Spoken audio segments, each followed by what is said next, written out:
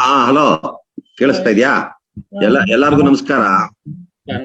ಆ ನಮ್ಮ ರಾಮ್ ಕೆ ಹನುಮಂತಯ್ಯನವ್ರಿಗಂತೂ ವಿಶೇಷವಾದಂತ ಕೃತಜ್ಞತೆಗಳನ್ನ ಸಲ್ಲಿಸೋದಕ್ಕೆ ಇಷ್ಟಪಡ್ತೀನಿ.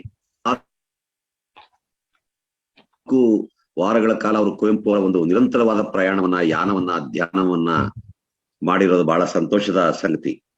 ನನಗೆ ಅವ್ರ ಕೇಳ್ತಾ ಇದ್ದಾಗ ಒಂದು ಅಭಿಪ್ರಾಯ ಮನಸ್ಸಿಗೆ ಬಂತು.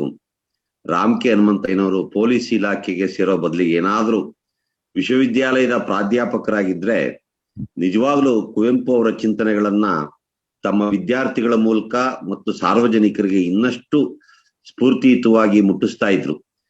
ಆದ್ರೆ ಅವರ ಇಲಾಖೆಯ ಬೇರೆ, ಅಧ್ಯಾಪಕನಾದವನ ಚೌಕಟ್ಟುಗಳು ಬೇರೆ. ಆದ್ರೆ ರಾಮ್ ಕೆ ಹನುಮಂತಯ್ಯನವರಲ್ಲಿ ಒಬ್ಬ ನಿಜವಾದ ಇದಾನೆ ಅಂತದನ್ನ ಅವರ ಮಾತುಗಳ ಮೂಲಕ ಗ್ರಹಿಸಕ್ ಸಾಧ್ಯ ಆಯ್ತು. ಇನ್ನು ಮುಂದಿನ ಅವರ ಬದುಕನ್ನ ಅವರು ಕುವೆಂಪು ಸಾಹಿತ್ಯದ ಪ್ರಚಾರಕ್ಕೆ ಮೀಸಲಿಟ್ಟರು ಕೂಡ ಏನು ತೊಂದರೆ ಇಲ್ಲ, ಅದರಿಂದ ಲೋಕಕ್ಕೆ ಕಲ್ಯಾಣ ಆಗುತ್ತೆ ಅನ್ನುವಂಥದ್ದೇ ನನ್ನ ಒಂದು ನಿರೀಕ್ಷೆ ಆಗಿದೆ ಮತ್ತು ಆಸೆ ಆಗಿದೆ.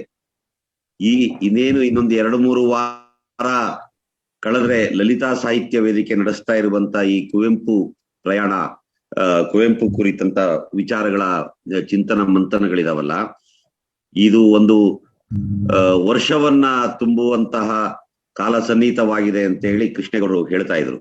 ನಿಜವಾಗ್ಲೂ ಕೃಷ್ಣೇಗೌಡರಿಗೂ ಕೂಡ ನಾನು ಕೃತಜ್ಞತೆಯನ್ನು ಸಲ್ಲಿಸ್ತೀನಿ. ಯಾಕೆ ಅಂತಂದ್ರೆ ಅವರು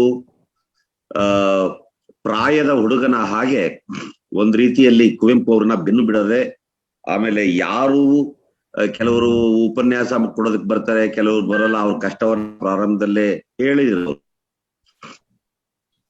ಅವರು ಅದು ವಾಸ್ತವ ಸಂಗತಿ ಕೂಡ ಹೌದು. ಇಷ್ಟೆಲ್ಲ ಕಷ್ಟಪಟ್ಟು ನಮ್ಮನ್ನ ಅವರಿಗೂ ಮತ್ತು ಲಲಿತಾ ಸಾಹಿತ್ಯ ವೇದಿಕೆ ಅಧ್ಯಕ್ಷರು ನಮ್ಮ ಪಾರ್ಶ್ವನಾಥ್ ಅವರು ಹನುಮಂತಯ್ಯನವ್ರನ್ನ ನಿಜವಾಗ್ಲು ಕರ್ಕೊಂಡ್ಬಂದು ಇಲ್ಲಿ ಮಾತಾಡಿಸೋದು, ಪಾರ್ಶ್ವನಾಥ್ ಅವರಿಗೂ ನಾನು ಕೃತಜ್ಞತೆಗಳನ್ನ ಸಲ್ಲಿಸ್ತೀನಿ. ಸುಮಾರು 16 ಜನ ಇಲ್ಲಿ ಇವತ್ತು ನಮ್ಮ ಹನುಮಂತಯ್ಯನವರ ಉಪನ್ಯಾಸವನ್ನ ಕೇಳಿದಿರಿ. ಇವತ್ತು ಹನುಮಂತಯ್ಯನವರು ಜಲಗಾರ ಕುರಿತು ಮಾತಾಡಿದ್ದಾರೆ. ಅವರು